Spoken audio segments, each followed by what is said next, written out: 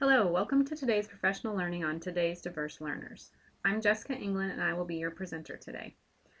I'm excited to bring you this PD today in a new format. I hope you find it valuable and beneficial. I encourage full participation in the activities so that you can get the most out of the time. Please make sure you have signed in. I would like the person with the longest hair to be responsible today for getting the sign-in sheet and feedback forms to Mary Smith or Jessica England. I'll give you a minute to decide on who that person is, and then they can be responsible for getting that information to us and handing sheets out today as we need those sheets.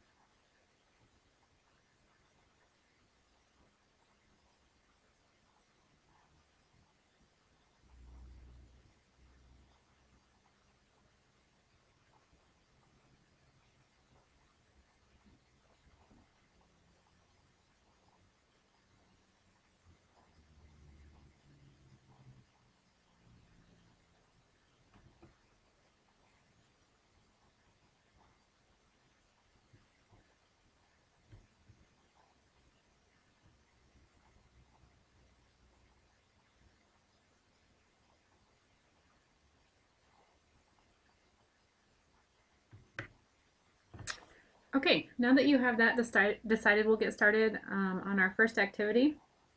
Again, I'd like to welcome you all today. This is exciting and kind of different and new for all of us. I'm a little nervous myself speaking into a computer, so bear with me and we'll get through it together. As you can see on your screen, spring break starts in T-minus 2 hours, and I can tell you I am just as excited as you are. I'd like us to kind of get that to be able to have time to share and get that out, and then we'll move on and focus on our learning after that. So I'm going to give you 5 minutes to find a partner and share your spring break plans.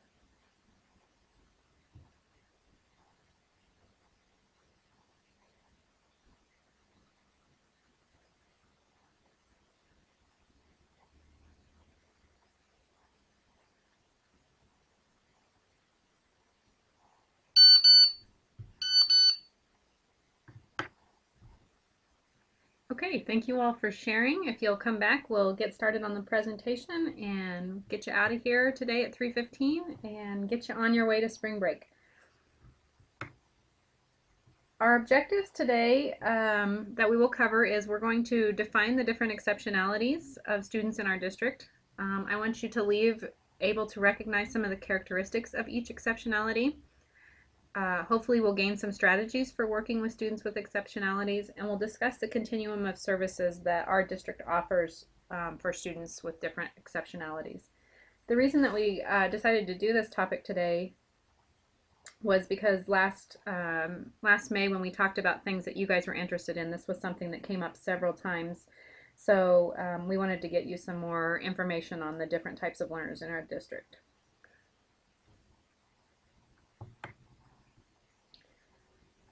Before I start, I just want to caution that no two learners with any exceptionality are the same. So I'm going to discuss characteristics and strategies of each, but no, these are not all inclusive. So, you know, there's lots of strategies you can use, and there are many other characteristics of students with each exceptionality. So, and also I just want you to be aware that just because a student has some of these characteristics doesn't mean they necessarily have an exceptionality. So just keep that in mind, that it's not just black and white when we talk about this today. The first exceptionality that we're going to talk about,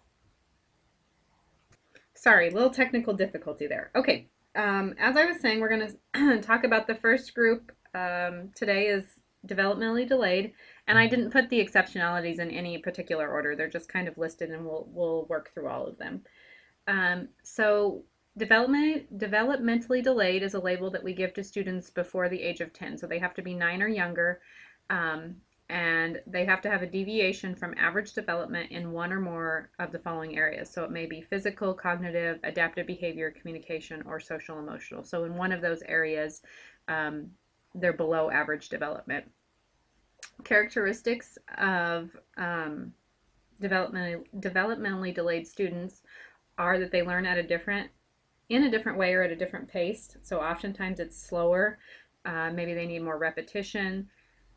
They also have difficulty processing information. So my example for this might be, you know, when we give kiddos 3-step directions. So we say stand up, push in your chair, line up in ABC order.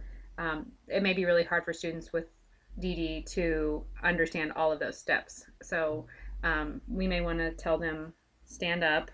Once they do that, push in your chair. Once they do that, then line up in ABC order. So we need to kind of break those tasks down for them. They also have difficulty in the perception of information. An example of this might be letter reversals. We see that a lot with kiddos before the age of 9. That's something that's really tough for them. The way they perceive those letters are tough. Social situations are also difficult. Geez, I'm fumbling over my words today. I'll try to slow down and talk clearer. Social situations are tough. So, you know, we need to be working with them on this is what you do when you meet a friend. This is how we greet someone new. All of those sorts of things. Different strategies that you can use. Use multiple learning or communication styles. So, you know, oftentimes teachers use auditory where they're just speaking to kids or lecturing. And that's a good strategy, but we need to make sure that we're also using visual. So having some pictures and then getting that kinesthetic piece too where there's movement and hands-on. Again, avoid lengthy directions. Break down tasks into smaller steps. So as I said, you know, you might give them one direction at a time. And then allow for additional time for those kiddos. If it takes a average functioning child 10 minutes to do it, you may need to give your DD kiddos 20 minutes to do the task. And that varies per kid, but knowing your kiddos and knowing the time that they need. So, all right, on the next slide, we're going to do a whole group activity. So I would like everyone to participate. I'm going to put a list of color words up. You need to read the words to yourself. So you'll kind of do this in your mind. And then you need to read the color the word is written in and not the word itself. Okay, so let's take a look.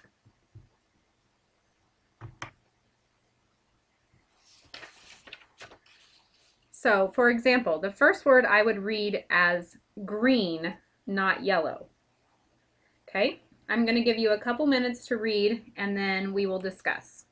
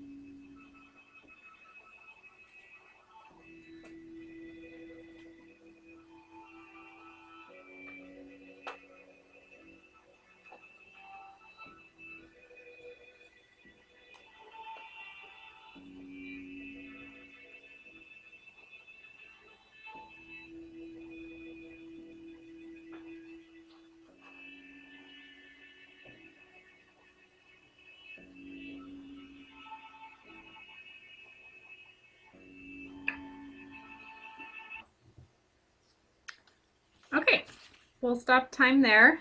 It's kind of a tricky activity, huh? It's really makes your brain work. On the next slide, I'm going to show you some questions, and I would like you to find a partner sitting next to you, or if you want to get up and move at this time, that's okay too. But find a partner and discuss the questions on the next slide, and I'll give you 5 minutes to discuss the questions.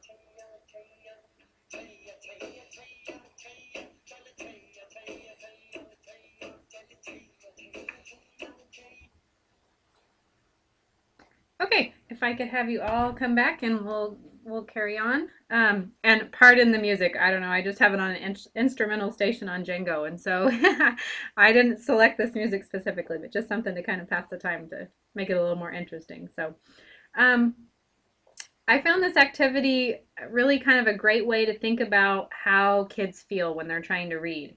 And you know, I also thought about how that would affect the comprehension when they're trying to decode all of the words in that way. So, um, you know, imagine also if I was telling you, hurry up, these are easy. You know these, I've taught you these, anybody can read these words.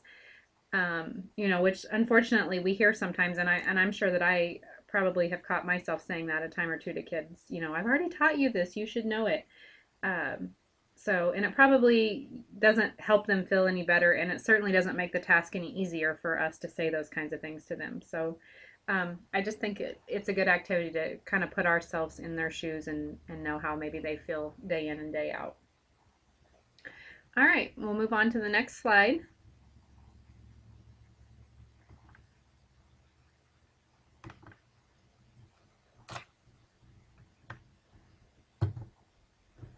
Okay, other health impairment is the next exceptionality that we will discuss. This category is a little bit tricky because it encompasses such a variety of illnesses or health problems, I guess. So, other health impaired is defined as limited strength due to chronic or acute health problems. This would include asthma, ADD, ADHD, diabetes, epilepsy, heart conditions, Tourette's, any of those type of things that adversely affect a child's educational performance. So as you can see, there's kind of a wide range of different things. So it's hard to really list some characteristics, but I tried to list things that might affect each of those things. So difficulty staying on task or paying attention, obviously that would be our ADD or ADHD kiddos. Easily distracted also would be our ADHD. Problems breathing might be our asthma kiddos or kids with heart conditions. Easily infected might be a variety of illnesses that kiddos have that. And then energetic would also go back to that ADHD kid. So those are some of the different characteristics that you might see with kids that are other health impaired. Strategies give them lots of opportunity for movement. You know, maybe they do an activity for 30 minutes and then they need to go for a walk. Maybe it's a, you know, maybe they have to complete a certain number of tasks and then they can, you know, play a game with a friend or something like that. There's a lot of different ways that we can get movements for kiddos. Taking them outside and swinging after a certain period, those kinds of things all work. Using visuals during teaching. This helps draw their attention and keep them more focused for those kids that have a hard time staying on task. We talk a lot about fidgets, you know, just something to keep their hands busy. You know, sometimes we use Legos, we can use little bendies. Maybe it's a ball to set on in class so that they can bounce on that while doing their work, those kinds of things. I just want to caution that you would want to keep it age appropriate. So, you know, you wouldn't want your high school kiddos playing with Legos. So just something to think about. Maybe they use a small stress ball or something like that to keep their hands busy. And then the last thing that another strategy would be that highlighters to color code instructions. You know, if they're having a hard time paying attention and they miss the directions, color coding it might help them to stay focused. Also, if they are distracted by all the words on the page, then, you know, highlighting this is the first thing you do, here's the second thing you do can be very helpful. The next group that we're going to talk about are students with learning disabilities. This is probably the largest exceptionality of kids that we have K-12 in USD 308. And learning disabled is defined as a disorder in one or more of the basic psychological processes involved in understanding or using language, spoken or written, that may manifest itself in an imperfect ability to listen, think, speak, read, write, spell, or do math. Um, Characteristics of students with learning disabilities, and as I said, with all of these, this is not an all-encompassing list. There's lots of characteristics I could have put and lots of strategies, but I just wanted to get some main points on there. So characteristics would be difficulty taking in, remembering, producing, and relating information. There's so much involved in learning. First you have to listen to the information, then you have to be able to remember that day in and day out. Then teachers ask you to produce the information, tell it to you, write something about it, and then relating it to other topics. So I learned it here, but then I have to carry it over and use it here. So there's a lot of things involved in learning, and that's something that's very difficult for them. Students with learning disabilities also have trouble with organization and planning. We all know those kiddos who lose their papers, or they don't remember to study for a test. They forget to write things in their planners, all of those types of things. Problem solving is very difficult for kids with learning disabilities. So when we have those abstract concepts, sometimes that problem solving is really hard for them to figure that out. Poor self-esteem comes with this. They feel like they're not smart, they can't do it. And then they're socially misperceptive. So they might think that they're being appropriate with their friends, and they're really, their friends are making fun of them or that kind of thing. Strategies we can use: we can teach organization or study skills, and we have to specifically teach those things. So we need to show them where to put their papers. We need to teach them how to write it in their planner. We can't just assume that these kids are going to pick it up on their own. We have to specifically teach them how to do those things. Use assistive technology, and this is one that I could have put on every single one of the slides. That assistive technology piece is huge for all of our kiddos with disabilities, but computers for taking notes or typing. There's all sorts of apps on the iPad that we can use to help kiddos with Dragon dictation for writing, all of those kinds of things. Books on audio. We have pens that you can speak into, and the kids can just share that answer with the teacher. There's so many things out there. I could go on and on about assistive technology. Leanne Wandra is a great resource for that, so talk to your supervising teachers and they can get with Leanne about that type of thing. And then again, the multiple modalities for teaching. So, that audio, the visual, the kinesthetic, movement, seeing it, hearing it, doing all of those sorts of things. And then also not always just whole group instruction. So maybe they hear the whole group, but then they need a small group pullout, or they sometimes might need something one-on-one. So those are some different strategies that we can use with our learners with with our students with learning disabilities. Okay, on the next slide, I'm going to have you do an activity. Okay, sorry, I goofed up again and went to the wrong slide, so we'll start over. I would like you to talk with a partner about strategies that you use for students that have learning disabilities. So you're going to partner up, and then I'm going to ask you to partner with another group, so you'll have a group of 4 to share at the end. So I'm going to give you 3 minutes to discuss with your partner, and then I'll give you 2 minutes to share with the group of 4. So I'll go ahead and start the timer.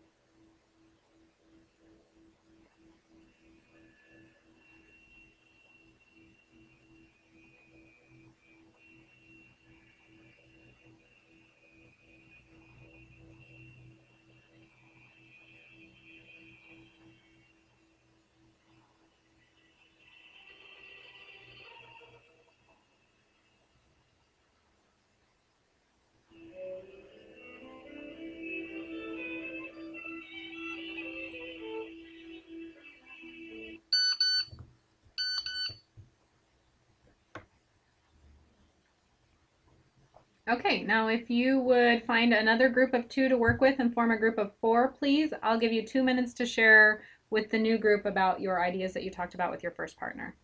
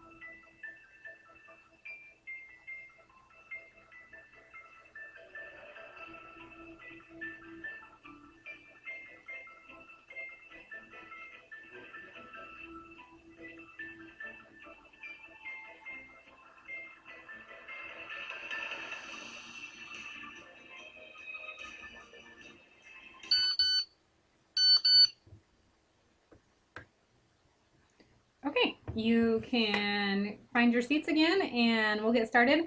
On the next slide, I have an activity that I want you to do.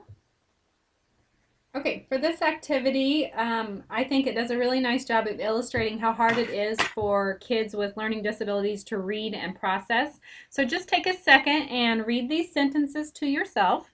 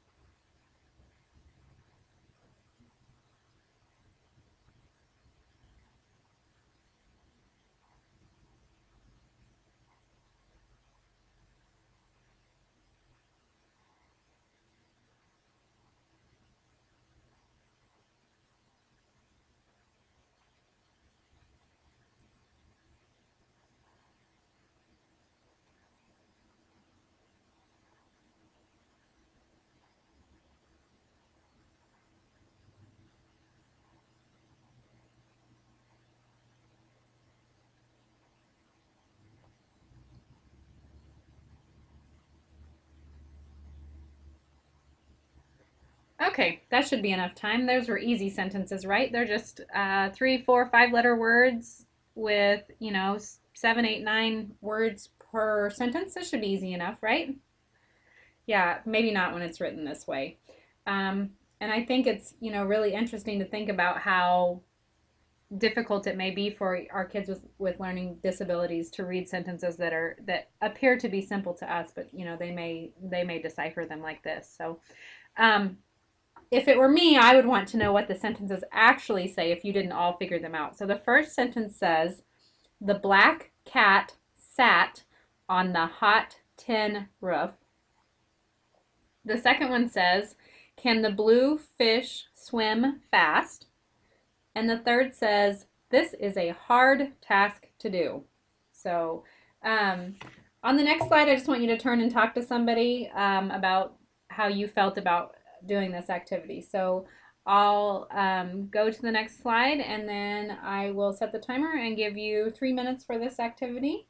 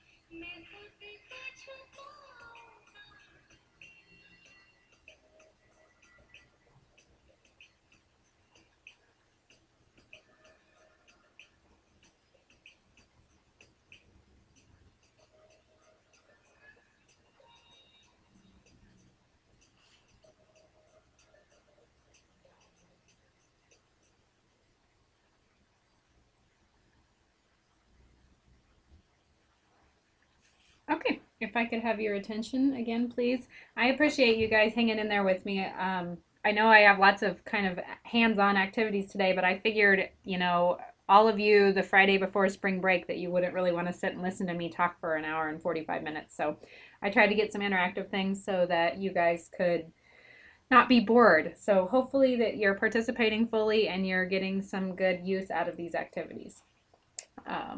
We'll move on to the next exceptionality. Intellectually disabled is the next category.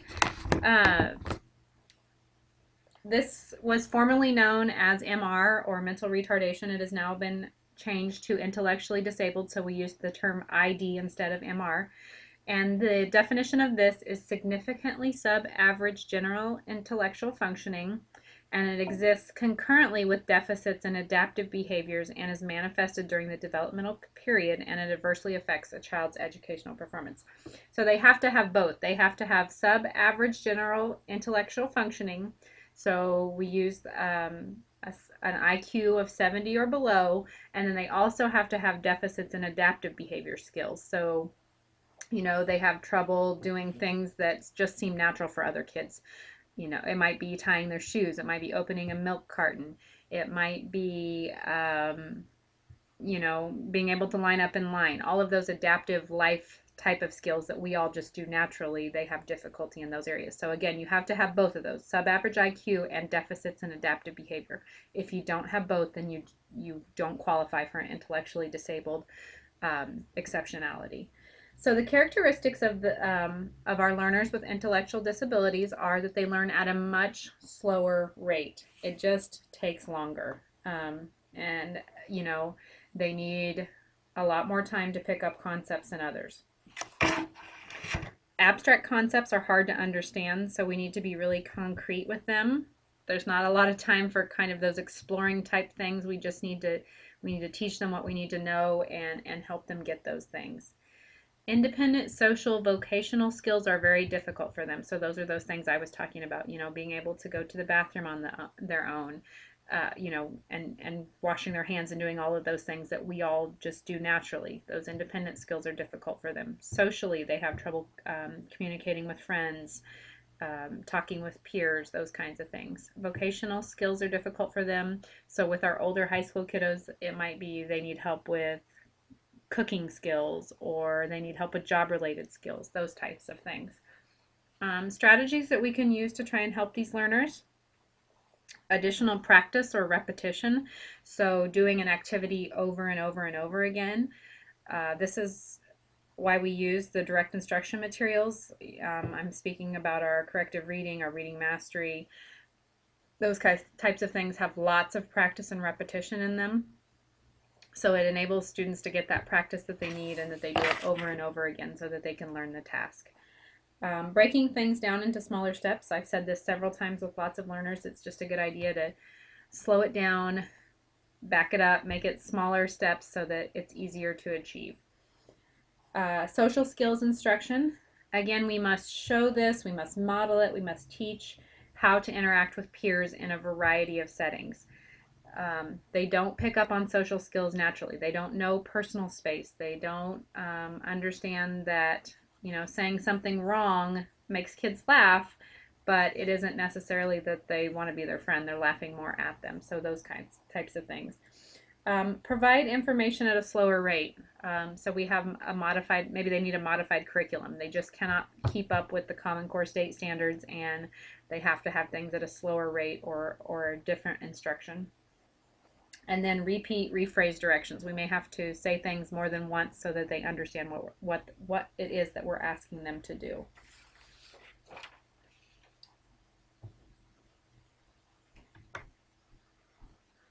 Okay, for this next activity, we're going to take a little test.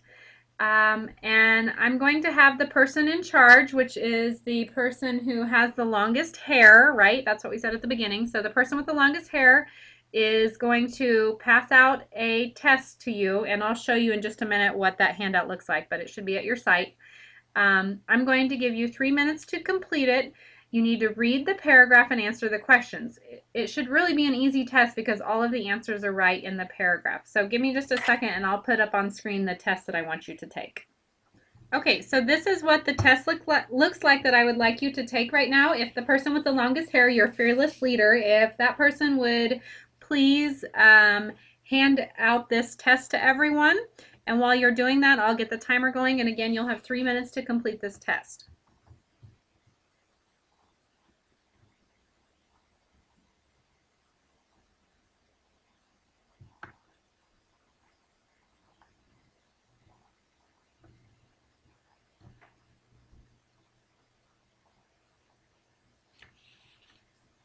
Again, you should be taking your test right now.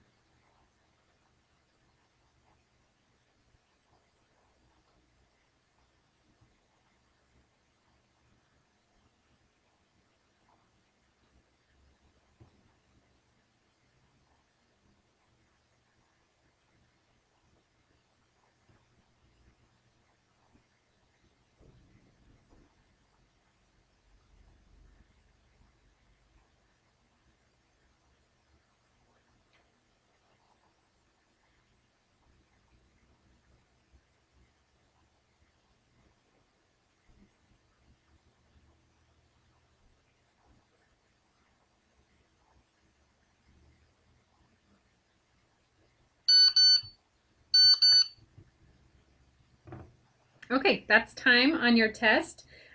You can just set those aside. We'll talk about those in just a minute. I have one more test that I want you to take. So again, I'm going to need the person with the longest hair, who's my person in charge today, to please show the, to please hand out the test your awareness sheet, and I will put that up on the screen so you can see what that looks like. Okay, so this is the test your awareness activity. So if you guys would pass that out, please. Don't do anything with it yet. I'm going to go back and read the directions to you before you do that. So what I want you to do is take the awareness test on this second page. The test should be even easier for you because this one is in English. So we should all be able to do this one. You're going to read the sentence and count the F's in the sentence. The only rule is you can only count once. So once you go through and read the sentence, you count one time. Do not go back and count again. That's cheating, okay? So I'll give you just a second to go ahead and read the sentence and count the F's.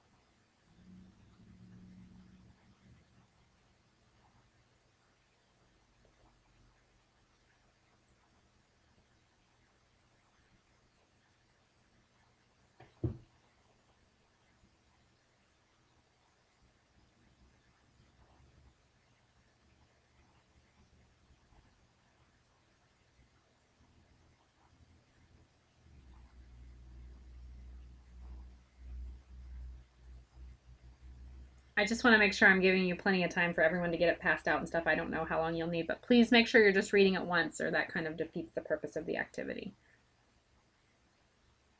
Give you about 30 more seconds to read through it and finish it up.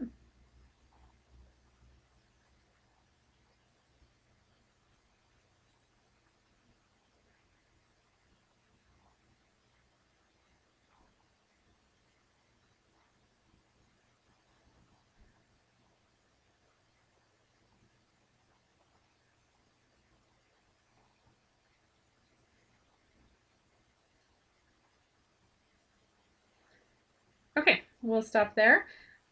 All right, I'm going to go back to my PowerPoint presentation, but go ahead and count up your F's to see how many that you found, and then I'm going to have you share out loud with the group how many that you found. Okay, so go ahead and tell the group, just shout out your answers. How many F's did you find? How many of you found 3? Okay, 4? 5? All right, well, the real answer is 6. I did not get 6 when I read it the first time. I was really surprised when I found the answer and went back through, but most people miss the F's in of because we pronounce it of, which sounds like OV. So our brain kind of skips right over it. So that's kind of interesting. So go back and look through, but there are, in fact, 6 F's. So if you want to check it now to make sure, but there are. Go ahead then and find a partner, and I'm going to give you 5 minutes to discuss these questions. So how did it feel to realize you missed some and that your brain tricked you? How would it feel to have this happen all the time every day? Also then on the German test, how did it feel to take the German test? How many stopped working when you saw what it was? And how does this relate to students with intellectual disabilities? So I'll give you 5 minutes to discuss this with a partner.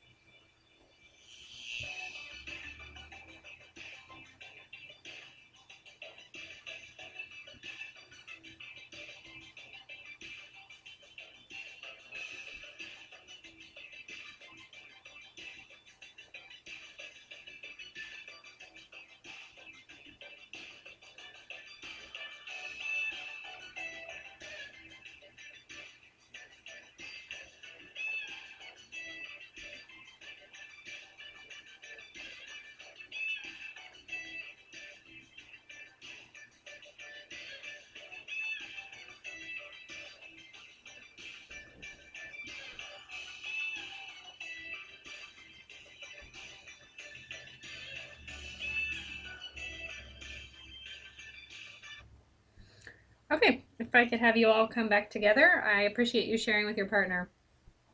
I just thought these activities kind of were nice to put into perspective about how difficult learning is for our kids with intellectual disabilities. I know when I looked at the German test as an activity to do for you, I was like, I am not even going to do this. What's the point in trying, because I can't do it anyways? And I know we've heard our kids say that before. So, you know, and I'm sure some of you felt that way too, that our kids feel defeated sometimes. So hopefully we can use these strategies that we've discussed today, along with other things that you know, to find ways to keep them motivated and keep them interested in learning when it's so difficult for them. Okay, next up we will talk about the exceptionality of emotional disturbance. And it's defined as a condition exhibiting one or more of the following characteristics over a long period of time and to a marked degree that adversely affects a child's educational performance. So the students have to have one of these 5 sentences listed below. They have to exhibit one of these characteristics. And again, over a long period of time that affects their educational performance. So at least one of these. Sometimes we see that students with emotional disturbances have several of these. So the first one is the inability to learn that cannot be explained by intellectual, sensory, or health factors. The second one is an inability to build or maintain satisfactory interpersonal relationships with peers and teachers. Third is inappropriate types of behaviors or feelings under normal circumstances. 4, general pervasive mood of unhappiness or depression, or tendency to develop physical symptoms or fears associated with personal or school problems. So again, any one of those 5 or a combination of those 5 for a long period of time that affects their educational performance. Characteristics of students that are emotionally disturbed, they have excessive anxiety, so they just kind of always seem on edge. You know, they're never just really at that calm, cool, collected state like most of us function. They may have abnormal mood swings. You know, they can go from happy to angry in what seems like the snap of your fingers. They are often immature. They kind of tend to socialize better with kids that are younger than them, or they play with things that seem immature, but sometimes immaturity is a big factor. And sometimes they may have learning difficulties. I think this is one that I really want to caution on, because that's not always true. We have students with an emotionally disturbed label who are very, very bright, and we need to make sure that we're pushing those students. Just because they have that label does not mean that they have learning disabilities or that kind of thing. Sometimes, yes, it is difficult for them, but some of those students are our brightest students in the district, so we need to make sure that we're finding ways to challenge them academically while keeping those behaviors in check. Strategies: keep rules short and keep them consistent. Make sure that we have the same expectations day in and day out, and that it doesn't change and the kids are trying to guess what we want out of them. Check for understanding or clear expectations. So make sure that the student understands the requests that we're asking them to do. Make sure that they are able to do what we're asking them to do. The next thing is building relationships. You guys know that it's really important for our kids to trust us and to have that relationship with us before we can start to move forward. We have to be patient with them. I know sometimes it's really, really hard to be patient, and that goes along with the positive, positive, positive on the next bullet point. We have to be patient and positive, more so than you know, sometimes we feel is possible. So be patient and positive with them. Start each day as a new day. You know, it's really important not to hold grudges with these kids, or with any kids for that matter. You know, if you know, we have to let it go, let those things not bother us, and start each day new, and give the kid a chance every day. And the last thing is follow the behavior plan. You need to, as paras, ask your supervising teacher if you can take a look at those, familiarize yourself with them, and make sure that we're utilizing them and doing the things that are listed in the behavior plan. Okay, the next category that we're going to talk about is autism spectrum disorder. Some people say autism still, some people say autism spectrum disorder. And the reason that kind of has changed is because, you know, it's there used to be autism and Asperger and all of those different kinds of things, and now we just kind of label it as autism spectrum disorder. But what this is a developmental disability affecting verbal and nonverbal communication and social interaction that adversely affects a child's educational performance. So what we might see with our students with autism spectrum disorder is that they do lots of repetitive activities. So this might be that they repeat movie lines over and over again. I had a student in the middle school when I worked there that would just out of nowhere say the movie line over and over and over again, and you try to discuss something else with them and they still just keep going back to that. So repeating movie lines over, repeating something they've heard over. They may also do repetitive motions. You might see the rocking, those kinds of things. So lots of repetitive activities. Resistance to change or routines. If their schedule changes or if something's different in the day, it may cause a meltdown, or they may just really resist that. It's really hard for them to have that change in their routine. Unusual responses to sensory experiences. So maybe they dislike touch, or maybe they need lots of heavy touch. It depends on the kid again, like we've talked about. Or they may also have different reactions to textures of food or textures of clothing or those kinds of things. So just kind of a different response to sensory things than what you would typically think of. And then social and communication skills deficits. They have difficulty communicating, difficulty expressing their wants and needs. They just have a hard time saying what they need to say or getting those points across. Some of the students on the spectrum are pretty much nonverbal, and we have students on the spectrum who have great verbal skills. So it's just, again, that variety of levels. Strategies that we can use are visual cues or schedules. We have lots of students in our district who have those picture schedules, or using picture cards, just a visual cue to say, you just show them it instead of using words so that they don't have that communication barrier. Prepare the students for changes, so tell them if there's going to be a fire drill, add it to their schedule or prepare them for it. Any kind of change that might happen, just getting them prepared for that so that they know it's going to happen. Avoid overstimulation. We see lots of our students using earplugs or headphones, those kinds of things, so it's not too loud for them. Providing structure and routine, doing the same thing day in and day out, having that classroom that's consistent and predictable, and they know what to go to every day, and they know that this is going to happen so that they have that structure. And then use concrete language.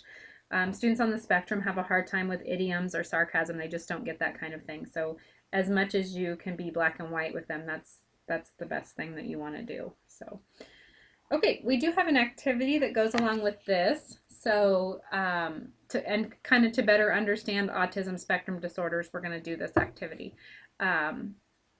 So it says at your site you should have a list of 6 sentences. In just a second I'll pull up those sentences so you can see what they look like. Again, your group leader needs to pass those out, please. This sheet is titled Communication Activities. In groups of 2 to 4, please have just one person look at the sentences, and they need to pick a sentence and read that one sentence to themselves, and then they need to communicate that sentence to the rest of the group without writing or speaking. So they need to privately read the sentence, and then they're going to try and tell you what they want without writing or speaking. Okay, and as time allows, more than one person can do this activity. So I will give you 5 minutes to do this, and I'll go ahead and start the time, and you guys can get that passed out. I'll show you what that looks like.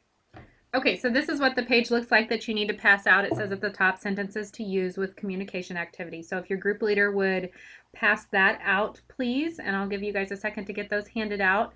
And then again, remember, just one person's going to look at the list and then try to describe to their group what the sentence says without writing or speaking.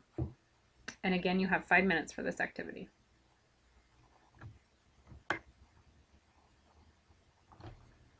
Okay, your time has started. Go ahead and begin on the activity.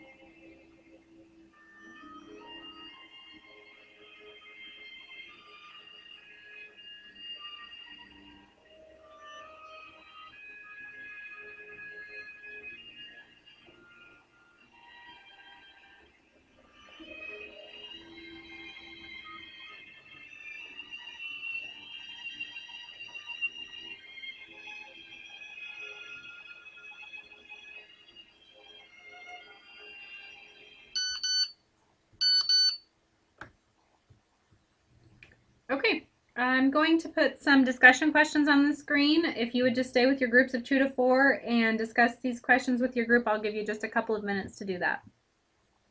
Okay, so please answer these questions with your group. Was it difficult to communicate this way? What would have helped? In what ways do you communicate with students who can't talk back, and how can we help them communicate?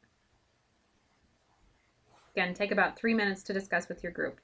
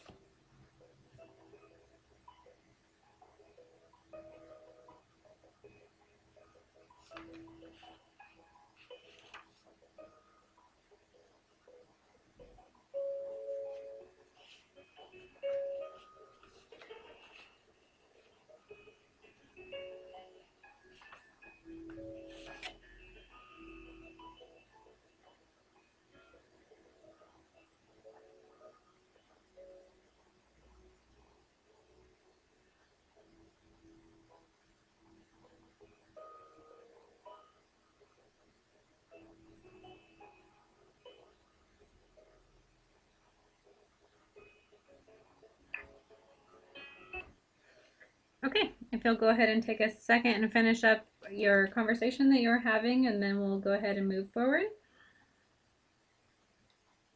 I'm guessing it was probably hard for you to communicate your sentence. We take for granted how easy it is for us to just say what we need, but our students on the spectrum face this daily. So make sure you use the ideas that you shared about helping them communicate. And I'm guessing you probably came up with some things like communication devices, picture cards, sign language. We have lots of different kinds of things in our district that students can use that we can communicate with them and they can communicate back with us. So hopefully you're utilizing those things and you'll have a better idea about how important it is to use those things after you think about how hard it is to communicate with kiddos. So, or how hard it is for them to communicate with us. All right. Next up, we'll talk about sensory impairments. This is another one of those that kind of encompasses several different things. So it's kind of a diverse group, but I'll try to best describe it as I can. So sensory impairments would mean hearing impairment, deafness, visual impairment, blindness, or deaf blindness. So all of those different kinds of things. And obviously, it's different to, what a hearing impaired kiddo needs and what a visual impaired kiddo needs are two totally different things. So I lumped them together because that's how they're defined by KSDE, but they're very different. So characteristics of hearing impaired, they might utilize sign language, they might have hearing aids. Deafness, they may talk loudly and have an interpreter. Visual impairments, they don't understand nonverbals, obviously, because they can't see those, or it's more difficult to see. And they have less exploration. Things get in their way. It's a little bit scary. So they explore much less than other students. All students in these three categories, hearing, deafness, and visual impairments, all may have more difficulty in social situations. So something to be mindful of. Strategies that we can use tactile or hands-on learning. This is good for all kids, but especially those kids with visual impairments, because it gives them a better understanding. If they can touch it and not just hear you describing it, that's very helpful. For our students with hearing impairments, minimizing the background noise, and even for our visually impaired students, or students with visual impairments, excuse me, minimize the background noise, face the student when speaking to them so they can see your lips moving, and then just giving that wait time and think time. They, these students may have difficulties learning, but some of them are, may also have average intelligence. So don't speak for them, don't finish their ideas, but give them time to process it. If an interpreter is signing for you, they may need a little additional time to understand what the interpreter was signing to them. So just give them time to process and communicate. It may take them a little longer, but they can get it. So just make sure that we're aware of that and doing those kinds of things for them. The next exceptionality that we're going to discuss is speech-language impairments. This is a category or an exceptionality that's often paired with another exceptionality. We sometimes call it a secondary exceptionality. So the student's primary exceptionality may be learning disabled, and then their secondary exceptionality is speech-language impairment. However, it can stand alone. So the students could just have a speech-language impairment and no other exceptionality, but oftentimes we see it with our students who are intellectually disabled or other health impaired or learning disabled. So we may see it as a secondary exceptionality. But the definition of speech-language impairment is a communication disorder including stuttering, impaired articulation, and language impairment. Okay, it could also be a voice impairment that adversely affects a child's educational performance. So when we talk about speech language as an exceptionality, we think about the articulation piece, and then we also think about the language piece. So these first couple, interruption in the flow or rhythm of speech and problems forming sounds, are articulation issues. The student can't say their S sound, or they can't say their R sound. Those are the articulation issues that students have. The inability to express ideas, inappropriate grammatical patterns, or reduced vocabulary are the language piece. And so students may have one or both of those things that impact their speech ability. And so our speech language pathologists work on both of those things with kiddos. They may work on articulation with a kid, and another kid they may work on the language piece, or they may have a kid who has both of those deficits and they work on both of those types of things. But speech language just doesn't always mean that a student can't say their sounds. There's more to it, and language is that second component. Strategies that we can use: we can provide opportunities for student interaction, allowing them to talk with a speech path or a speech para in a kind of a private, safe setting, which kind of goes along with the second bullet point, to minimize the pressure to perform verbally and reduce students' anxiety. If kids have limited vocabulary, or if they have a stutter, or if they have a speech impediment, they may be nervous about speaking to a whole group of students. So, allowing them to do that in small settings so that they can practice their skills may not be so scary for them. So giving them the opportunity to do that and not making it such an anxious situation for them. And then using nonverbal listening skills. So, nod your head when the student's talking so that they know you're understanding, or, use those hand gestures or whatever so that kids know, and not necessarily interrupting the kids, but giving them time to speak to you and you using that active listening piece. Okay.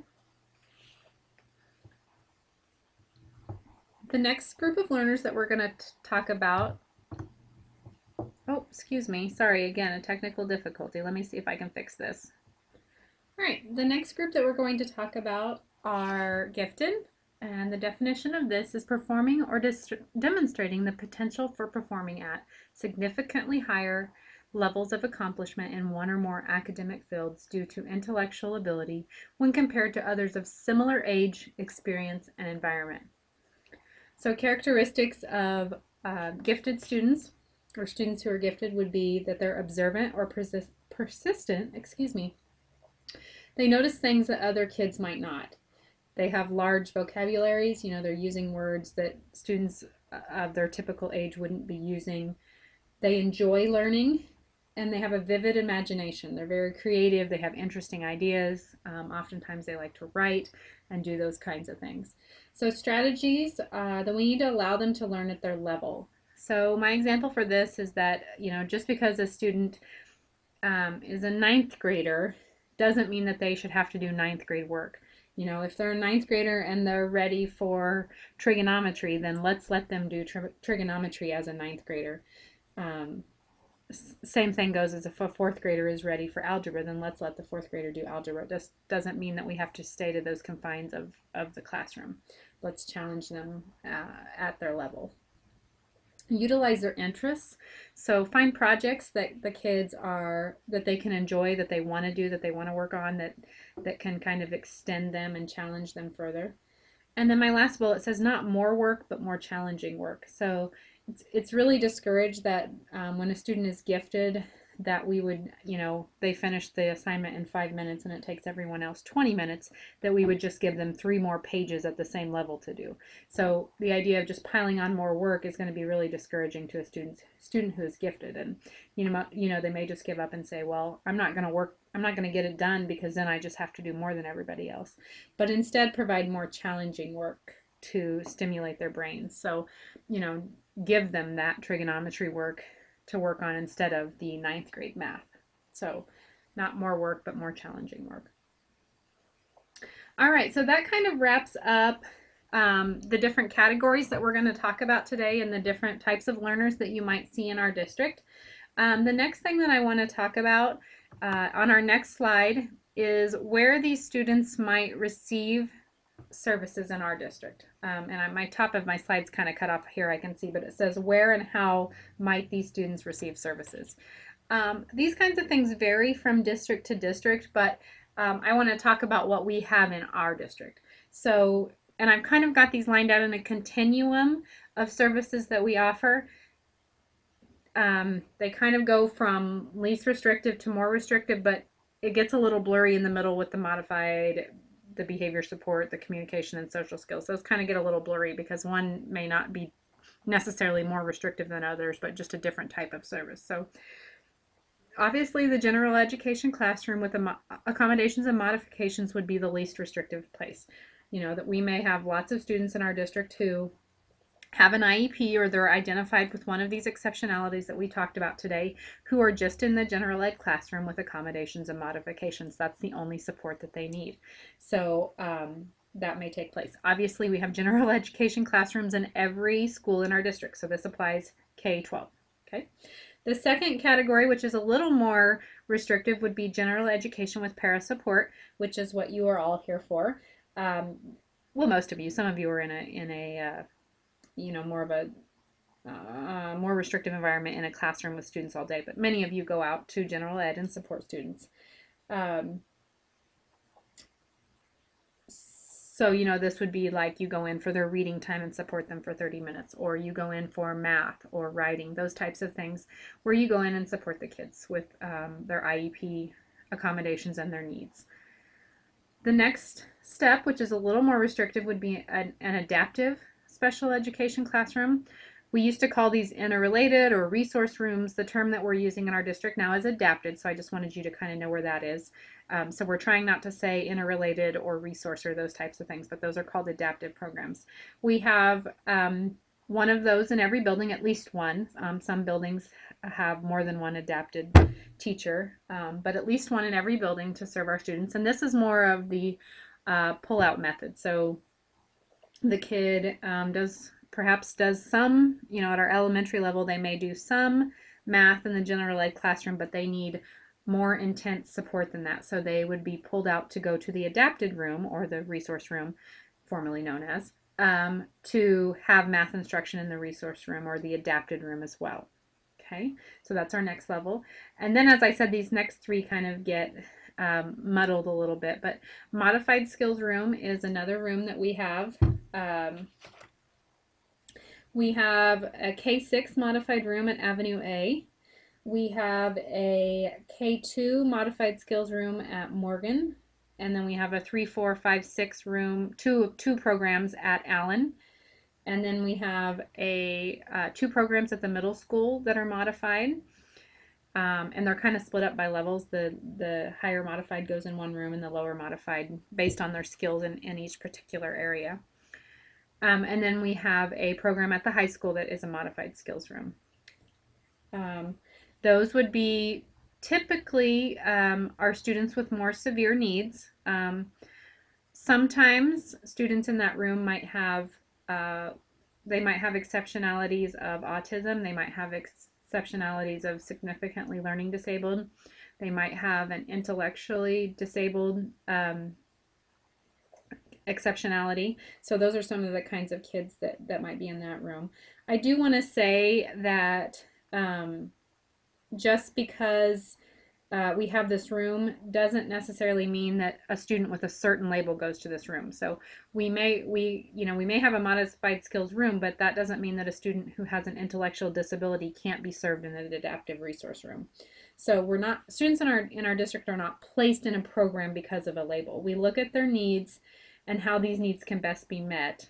And then we look for the least restrictive, most supportive environment to put them in. So we have students with a variety of exceptionalities in any of these situations. So I just want to be clear on that. We also have a behavior and social skills program. And we have a K3 program at Morgan. We have a 4-6 program at McCandless. We have a 7-8 program, and that's housed at HMS 8. And then we have a program at the high school for behavior and social skills.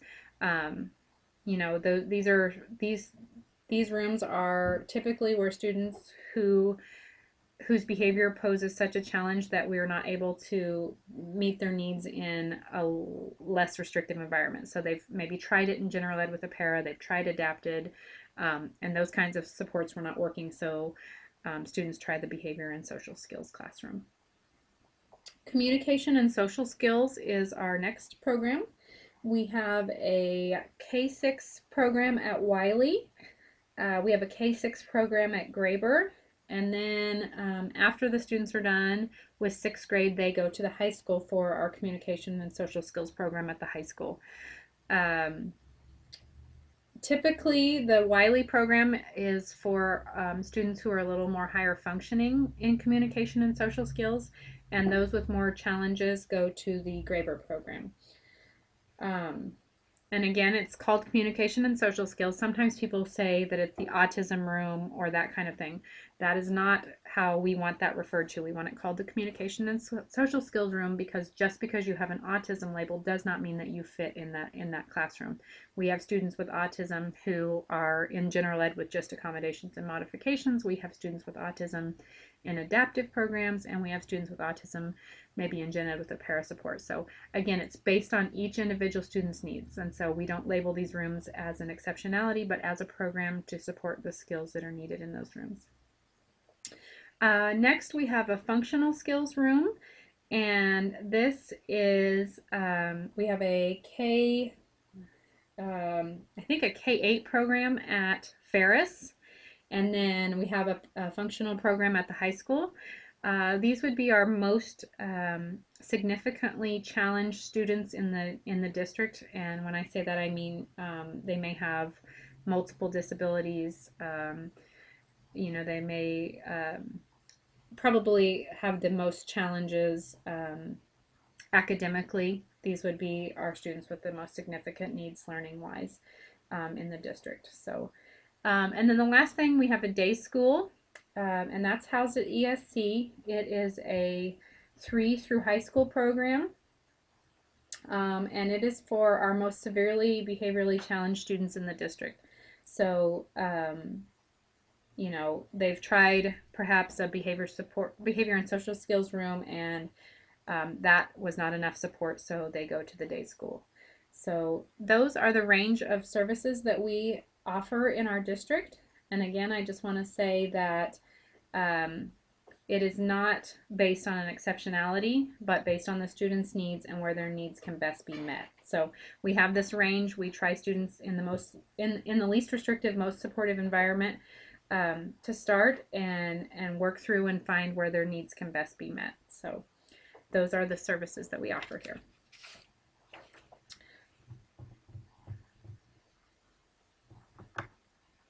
Okay, that does kind of just about wrap things up. If you have questions about any of the information that was presented today, you can contact Mary Smith or myself. I would like to thank Amy Riley for her help making this presentation possible. And if you want more information regarding the exceptionalities, you can find that at ksde.org. And if you just type eligibility guidelines in the search bar, that will get you that information. And again, I'm here if you have questions, and most of this information regarding the exceptionalities was taken from KSDE. I will show you what the feedback form looks like so that you know that you have those at your site. And again, the group leader is responsible for getting those and the sign-in sheets to Mary or myself. So let me pull up what that looks like. Okay, so this is what the feedback form looks like. If you'll pass those out, and I'll give you time at the end. We'll finish a little bit early and you guys can take time to fill those out. I have a couple more things I want you to look at before we finish this up, but you can pass those out and kind of work on those as we're wrapping up. Okay, so to wrap up today, I have this cute little video that I want you to watch. It's just a quick clip, 30 seconds, and I just think it's a good illustration of how each of our students has their own set of strengths and challenges. And as we learned today, it's kind of our job to learn those things about the kids and, you know their challenges and utilize their strengths and build upon those things to best serve each of our students. So if you'll watch this.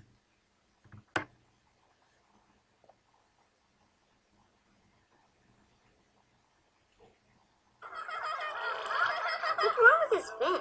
He looks funny! Ow! Hey, what'd I do? What'd I do? Be nice. It's his first time at school. He was born with it, kids. We call it his lucky fin. Dad, see this tentacle? It's actually shorter than all my other tentacles. But you can't really tell, especially when I twirl them like this. I'm H2O intolerant. I'm obnoxious.